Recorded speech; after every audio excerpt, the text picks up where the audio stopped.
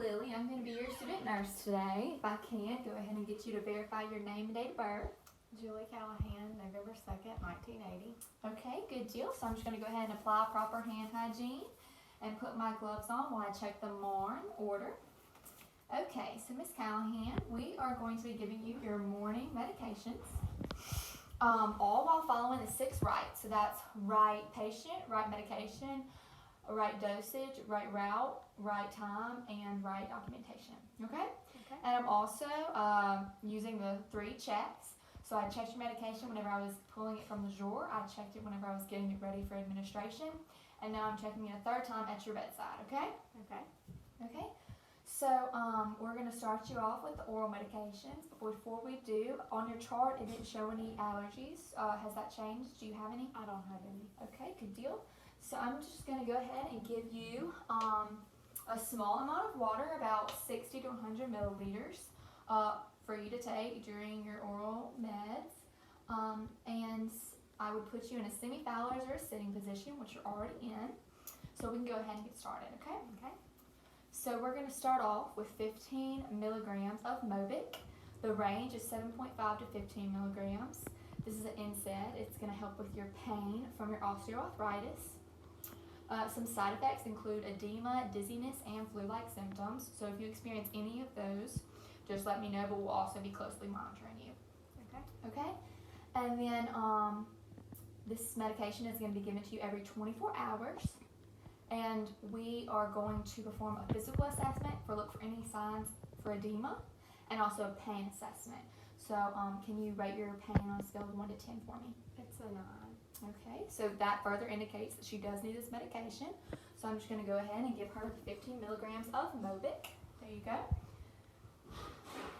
And I'm going to watch her take the full amount that was supposed to be administered, making sure she swallows. Okay, so next is going to be 25 milligrams of Benadryl. The range is going to be 25 to 50 milligrams, and Benadryl is an antihistamine. It's going to help with your itching.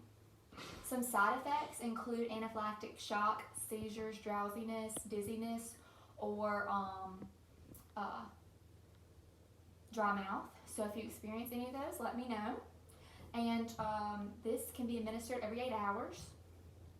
I'm also going to do a physical assessment just to check for any skin irritations or rashes. Okay? So I'm going to go ahead and give you that.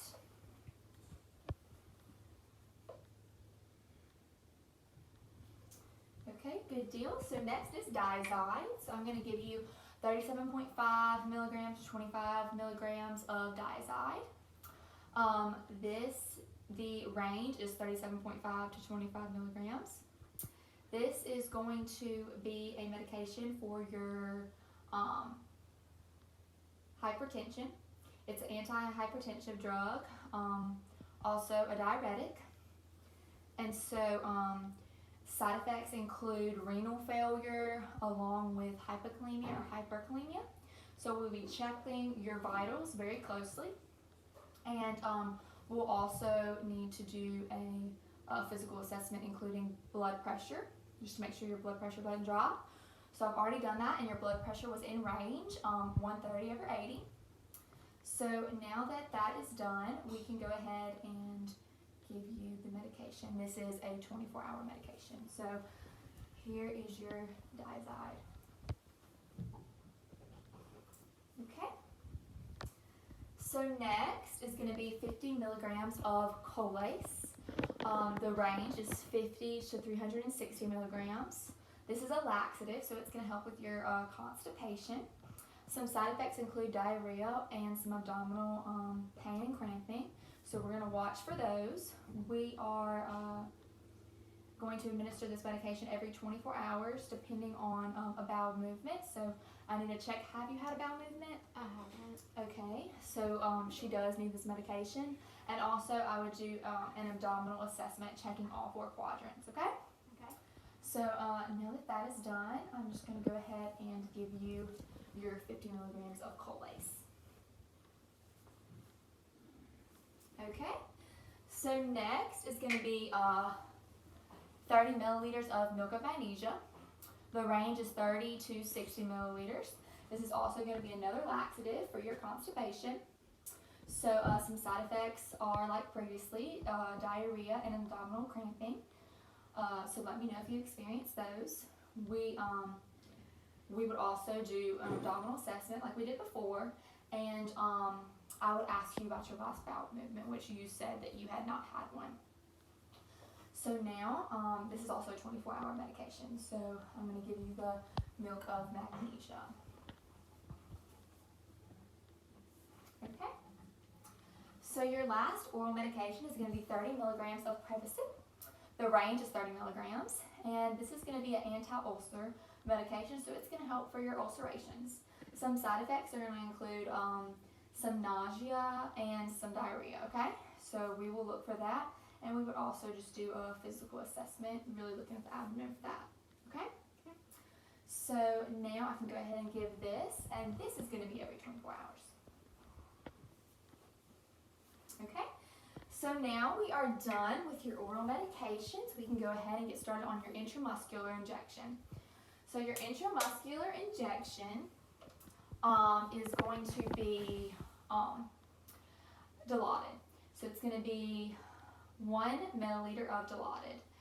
So intramuscular shots, they can be given in your deltoid, just below your acromion process. It can be given in your vastus lateralis, 1/3 laterally in the thigh, or it can be given in your ventral gluteal, which would be in the greater trochanter. I would insert right between these two fingers. So which one would you like? My deltoid. Okay, good deal. So since this is just 1 milliliter, we can give it in the deltoid. If it was more, we wouldn't be able to. So like I said, it's 1 milliliter of Dilaudid, and the range is 1 to 10 milliliters. This is an opioid. It's going to help for your acute pain. Some side effects include bradycardia and cardiac arrest. So I will closely be checking your vitals, such as like respiratory rate, heart rate, and blood pressure. So this medication can be given every 2 hours. So I'm just going to go ahead, and since you chose your deltoid, I'm going to get the I'm going to get it ready using proper needle technique. So I'm going to open it up and be very safe. Okay. So now I would just put in 1 milliliter of air, because that's how much I need of the medication. So I would go ahead and insert the air and flip it and watch it go back, making sure that it's under the injection the whole time.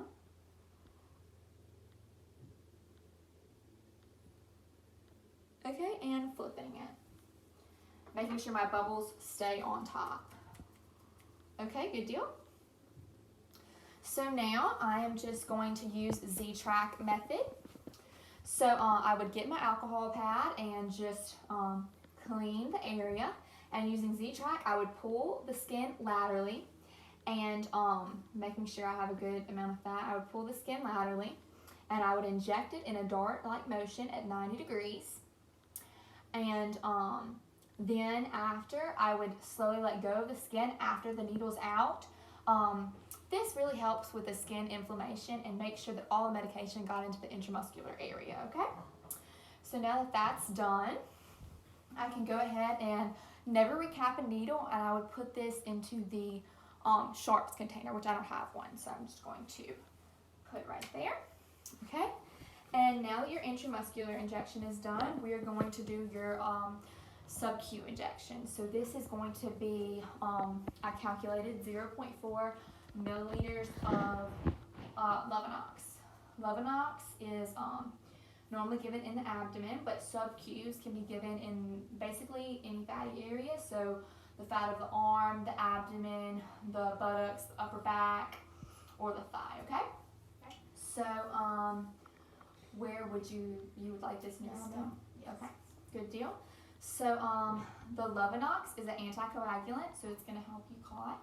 And some side effects to look for are hemorrhaging, leukopenia, and thrombocytopenia. So we will do a physical assessment, especially looking for abnormal bruising to the injection. And if the physical assessment went good, I would go ahead and give you the injection, okay? Okay. Also, maybe checking the vitals on this. So I would go ahead and get you to lay straight on the bed. Okay? And now, just like I did before, I would safely, use a needle technique, uncap my needle. And I said that it's 0.4 milliliters, so I would go ahead and draw up 0.4. And then I would let out the air and make sure that my water is underneath the injection. Okay? And flip it. Okay, good deal. Again, I'm making sure that my air bubbles are on top. And now I'm going to give the Lovenox injection, okay? So is it okay if I move up your shirt? Sure. Okay. So for sub-Qs, I would also clean the area with alcohol. Once the area is clean, I would make sure that I can pinch 2 inches of fat up, which I can.